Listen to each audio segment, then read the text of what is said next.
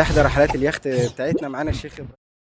لا، رحلة ممتعة جدا وجميلة واحنا انبسطنا كلنا، يعني الناس كلها انبسطت ونزلنا البحر واستمتعنا وكان في مشروبات، ولا الرحلة في منتهى الروعة. واتمنى ان انا ان شاء الله اطلع رحلة تانية يخت برضو مع الشيخ، وان شاء الله بيبقى في رحلات جاية بإذن الله كتير الايام اللي جاية وان شاء الله نقدم فيها.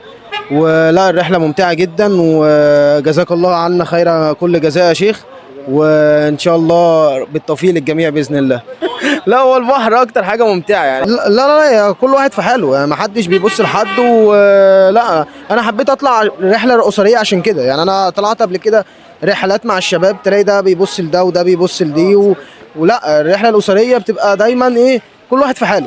يعني انا والمدام مثلا في حالنا، ما لناش دعوه بحد، ما حدش بيبص لنا، حاسس بالامان.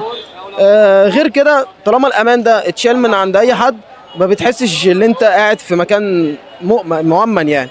مثلا الاسبوع اللي جاي. مش بكره. لا مش بكره. انا مرهق جدا اصلا. تمام.